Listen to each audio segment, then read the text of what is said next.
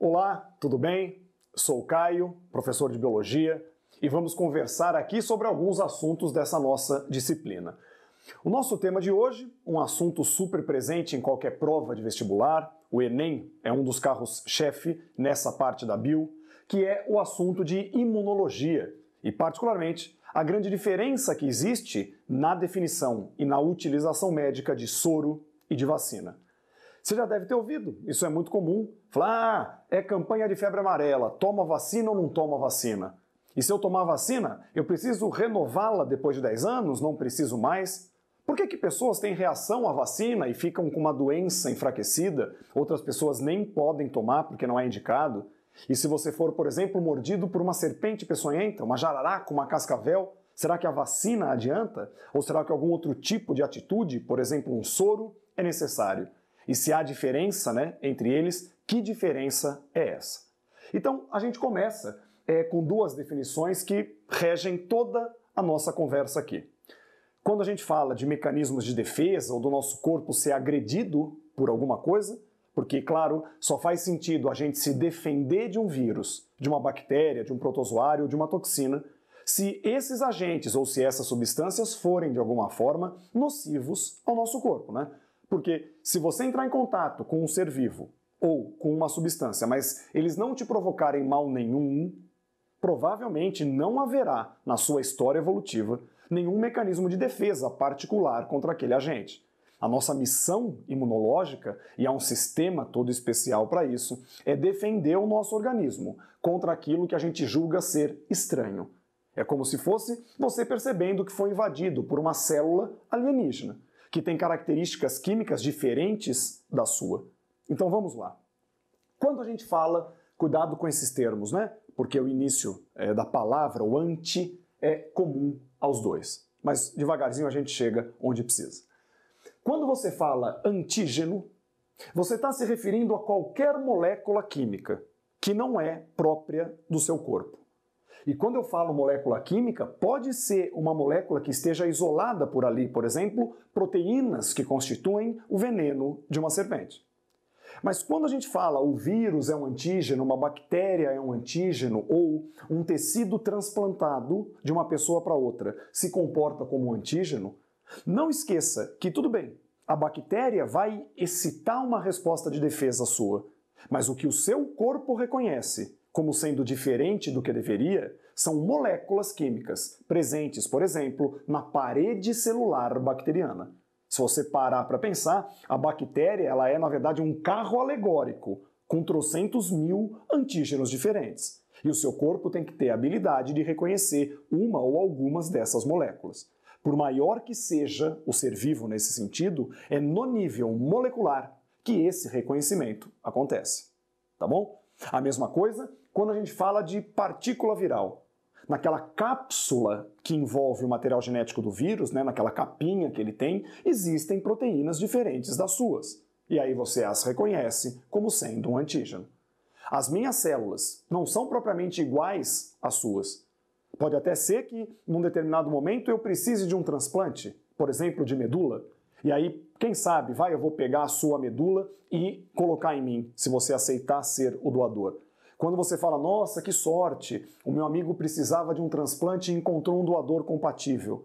É porque a composição química das células desse doador, não que seja exatamente igual, mas é suficientemente equivalente à do seu amigo. E aí talvez a chance de uma rejeição imunológica seja muito pequena. Tá? É sempre no nível molecular que essa guerra bioquímica, imunológica acontece. Muito bem. Para nos defender de eventuais antígenos, porque o nosso corpo é a todo instante bombeado, bombardeado, melhor dizendo, com vírus que a gente respira, com bactéria que a gente come sem querer no alimento. A hora que a gente, de repente, troca saliva contra as pessoas, tem um mundaréu de micro-organismos indo para lá e para cá. Então a gente tem que ter defesas pré-estabelecidas para poder, a longo prazo, se manter saudável. Existem várias linhas de defesa imunológica, fagocitose, existem células que conseguem matar células infectadas, o próprio mecanismo febril é uma forma de defesa. Muitas são as estratégias dessa guerra, mas se tem algum tipo de atirador de elite que é talvez a cavalaria pesada do nosso mecanismo de defesa. Sem sombra de dúvida, são os tais anticorpos.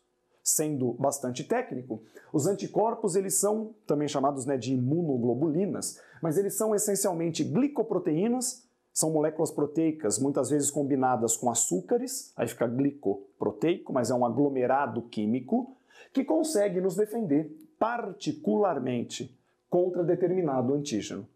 Ô Caio, mas como assim particularmente? Porque essas proteínas de defesa, essas moléculas de defesa, são altamente específicas, muito específicas.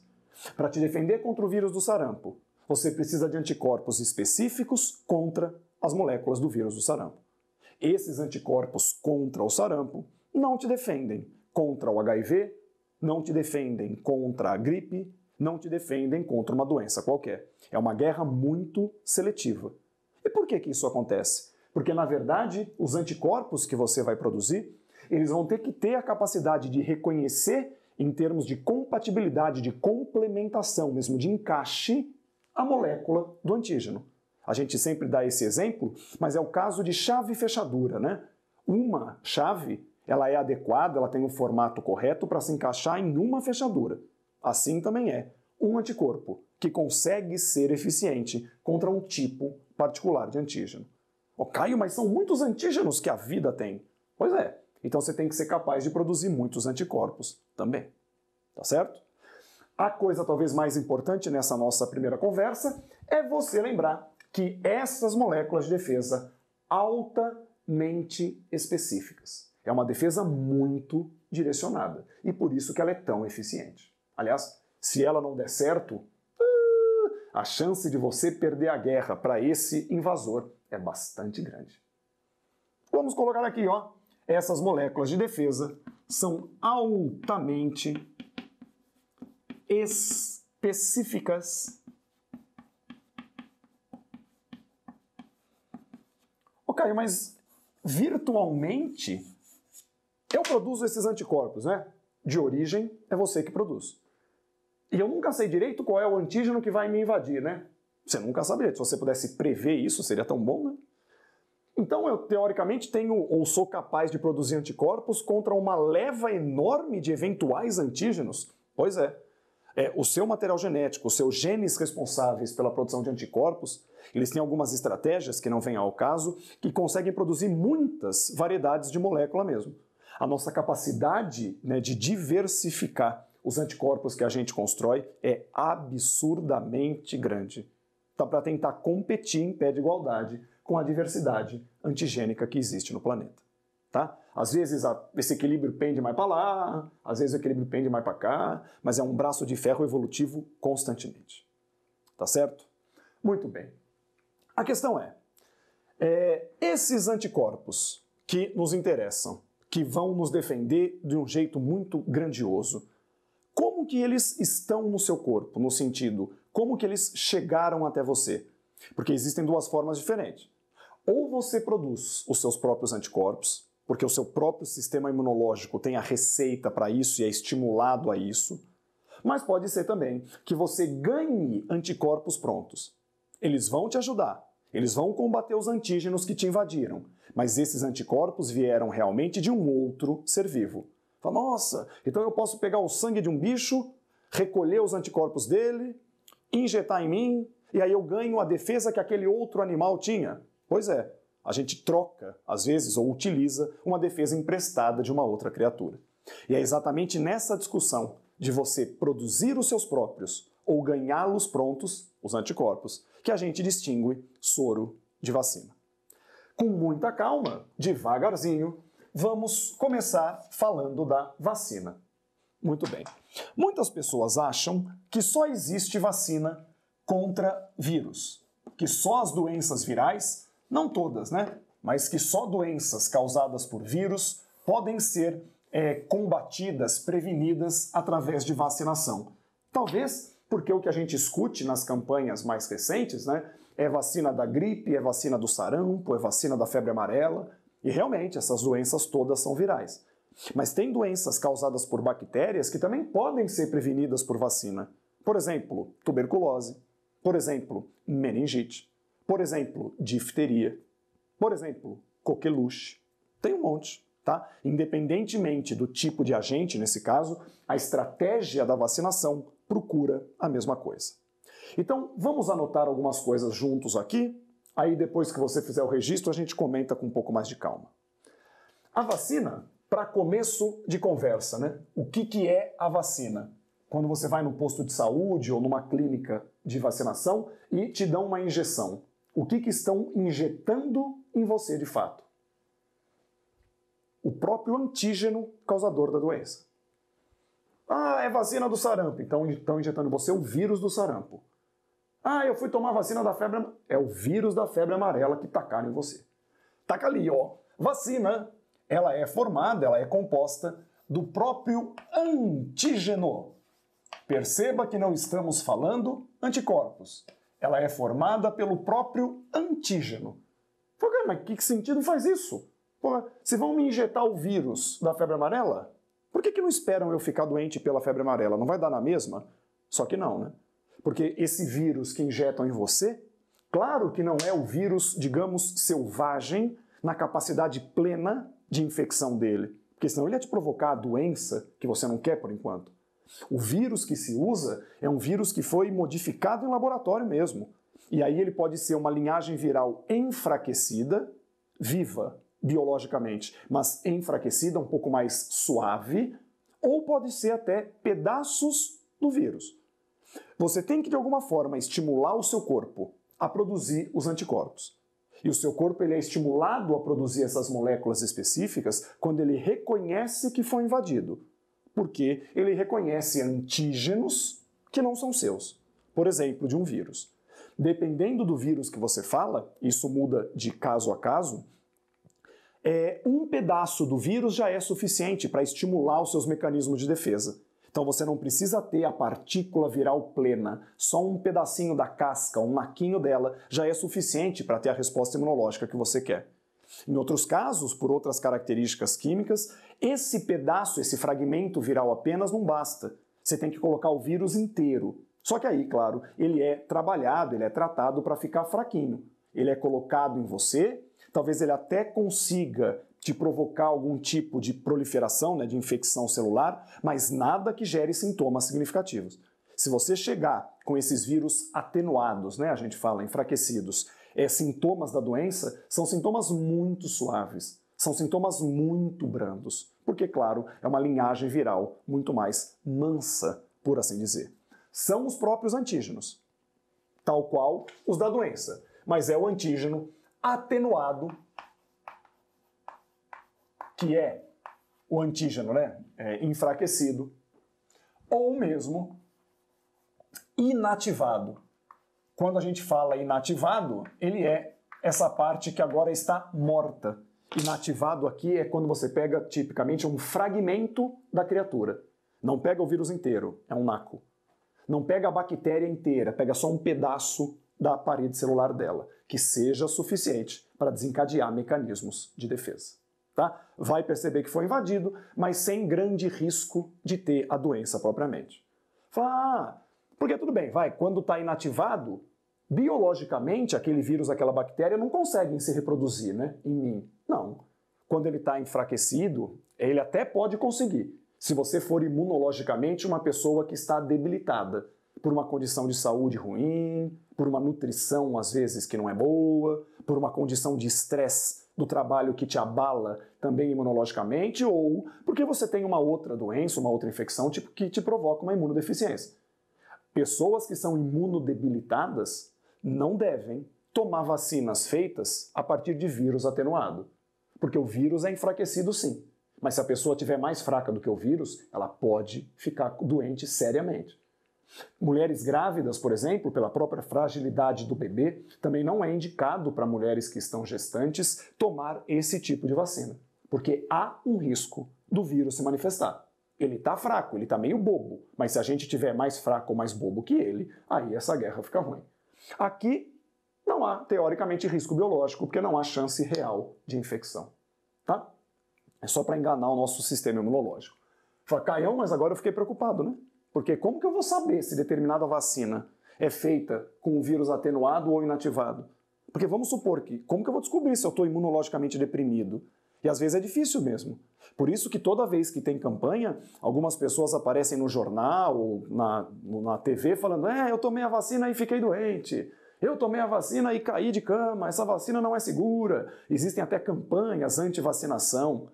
Primeiro que assim, como qualquer grande tratamento médico, a resposta individual das pessoas varia.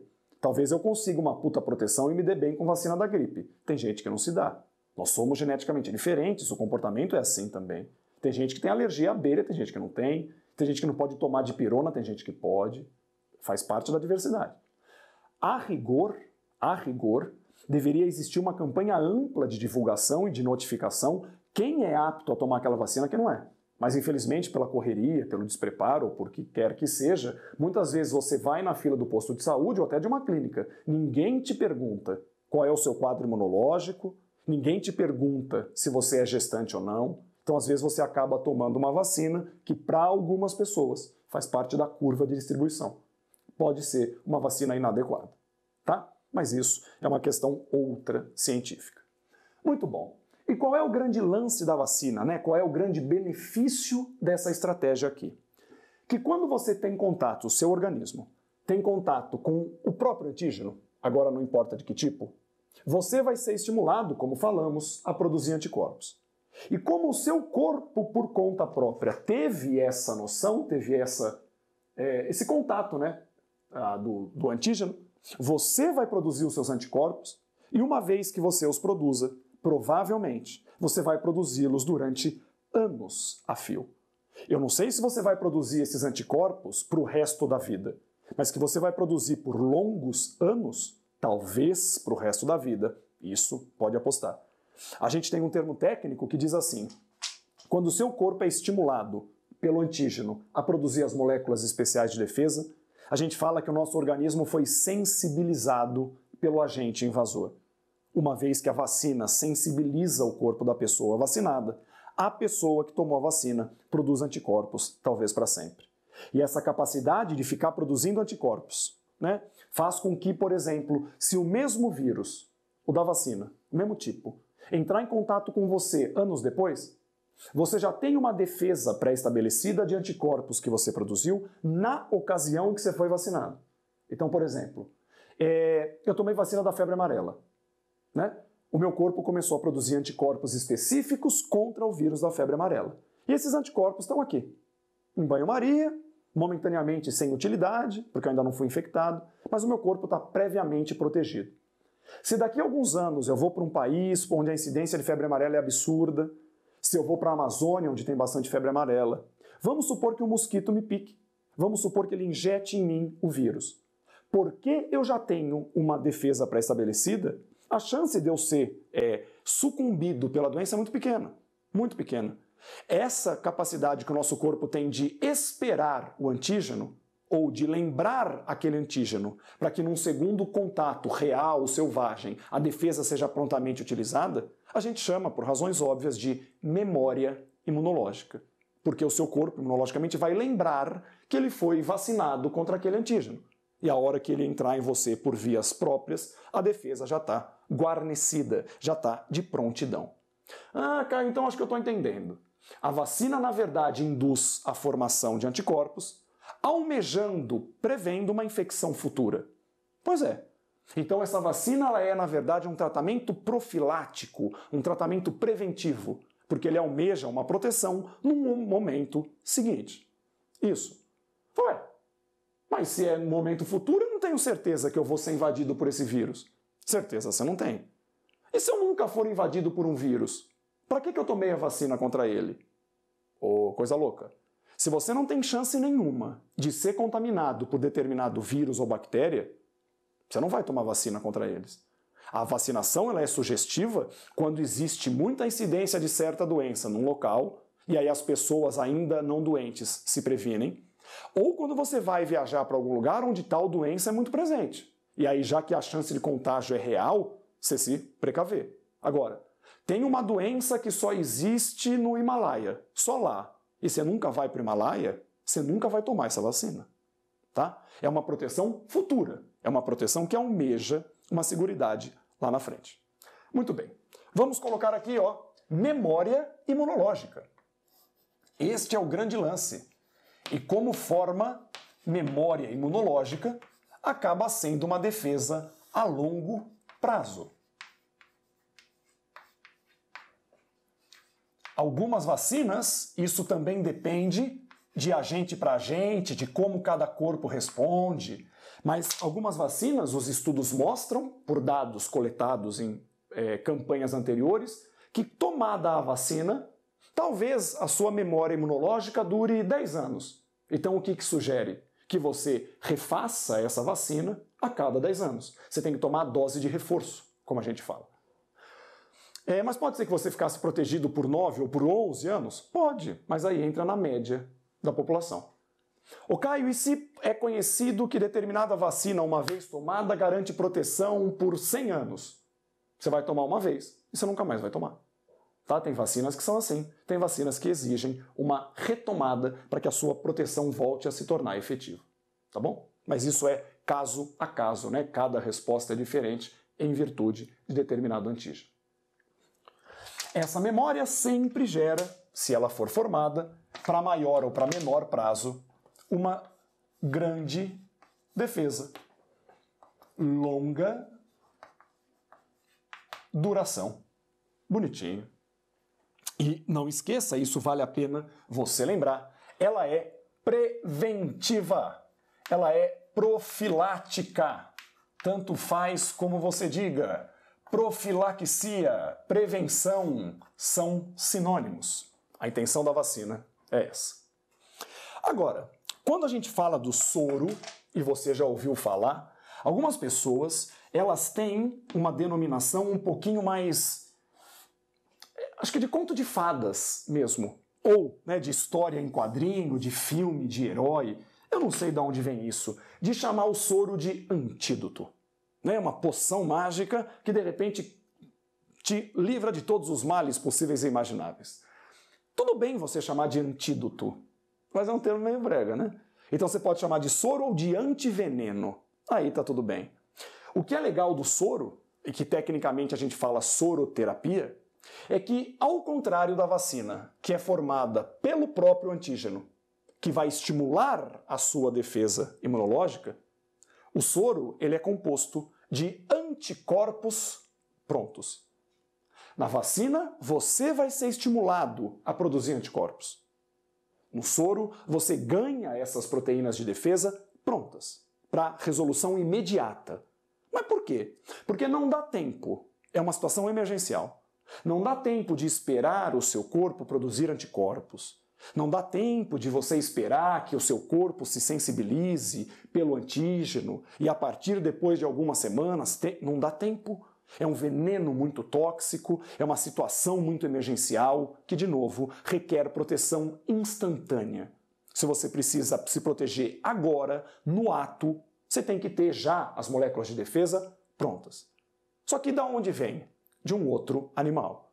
Pegando exemplos clássicos para ilustrar, soro pensa em antídoto, para neutralizar a toxina de mordida de serpentes. Então você foi mordido por uma jararaca.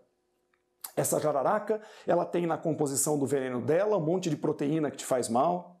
Essas proteínas, elas são biologicamente antígenos, porque elas são estranhas ao seu corpo. Algumas fazem você ter hemorragias horríveis, outras proteínas do veneno fazem você ter necrose de tecido local, enfim, para você não sofrer a ação do veneno e até para você não morrer em virtude dessas toxinas, você tem que neutralizá-las no ato.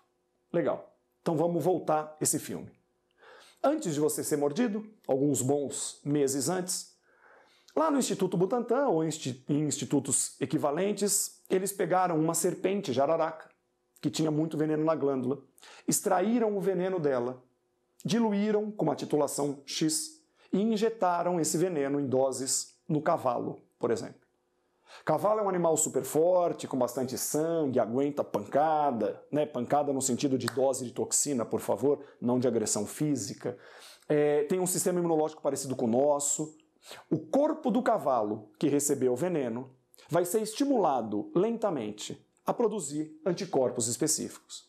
Caio, é como se o cavalo tivesse sendo vacinado com veneno? Porque você está injetando no cavalo as próprias moléculas do veneno, né? Que vão fazer com que o cavalo produza anticorpos. E vai ficar produzindo. Depois de um tempo já conhecido, você pega o sangue do cavalo, separa os anticorpos que fazem parte do plasma sanguíneo e deixa esses anticorpos prontinhos numa ampola. Se eu, por exemplo, for mordido por uma jararaca, esse soro, feito de anticorpos do cavalo prontos específicos, já estão lá, né? Aí basta eu me injetar, esses anticorpos que o cavalo produziu neutralizam em mim o veneno instantaneamente, e aí, teoricamente, eu não tenho ação das toxinas. Claro que, às vezes, a neutralização não é tão rápida, você não tem acesso ao soro no tempo devido, e aí alguns sintomas podem acontecer. Mas é a grande chance que a gente tem de se safar, por exemplo, contra animais peçonhentos. Tá? Ô Caio, e o cavalo ele fica protegido?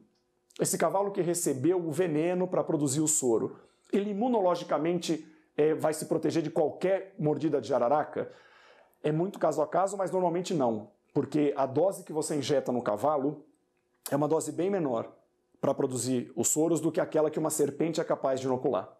Quando uma serpente adulta e tal, na plenitude, morde para valer um animal daquele porte, via de regra, a quantidade de veneno que ela injeta é muito grande. E aí o cavalo, mesmo já previamente estimulado, ele não consegue ter uma segurança plena. Talvez ele tenha sintomas mais brandos, mas ficar totalmente imune ao veneno da serpente, não há registro disso, pelo menos. Tá? Vamos colocar aqui, ó. Esse soro, então, é formado por anticorpos. Não são antígenos, hein? São anticorpos prontos.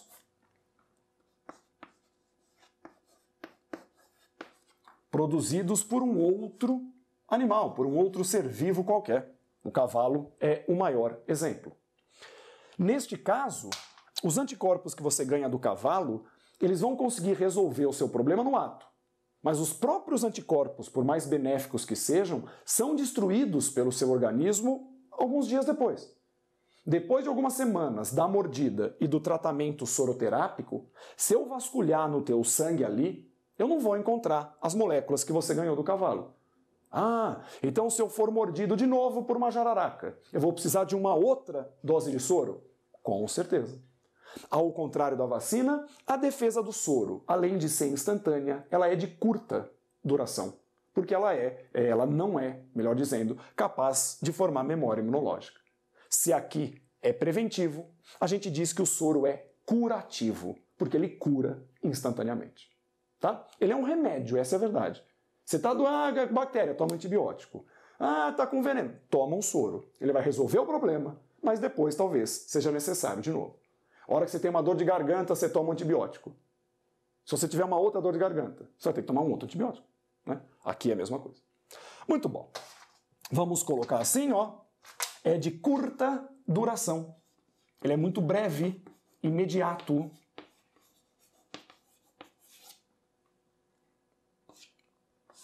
E ele é curativo. Ele é emergencial. Por favor, não vá achar que é curativo no sentido de ser um band-aid, né? Um esparadrapo. É curativo no sentido de instantaneamente resolver a treta toda. Tá? Fala, nossa, então é super importante eu conseguir identificar que serpente me mordeu. Porque se os venenos mudam, então os anticorpos necessários para me defender mudam também. Sempre que possível, identifique o animal. Não vai pegar o bicho, senão você vai tomar mais mordida. Mas hoje você pode tirar uma foto dele. Né? Você vai estar com o seu smartphone na trilha e aí depois você leva para o especialista. Caio, se eu não tiver com o smartphone ou se eu não tiver memória, eu não consegui mais sacar foto nenhuma. Como que eu faço? Existem soros que são, como a gente chama, polivalentes. Aí pelo tipo de mordida, pelos sintomas iniciais que você começa a ter, os especialistas já começam a tatear que tipo de serpente pode ter sido, e aí existe um combo, um coquetel, contra vários venenos que são aplicados na pessoa. Tá? E essa história toda, né, assunto super moderno, porque fala de coronavírus, fala de febre amarela, toda hora pipocam doenças, e aí a gente tem que saber se a estratégia para ela é vacinação ou, em casos mais urgentes, se é o antídoto da soroterapia. Tá certo? É isso. Um grande abraço, até a próxima, valeu!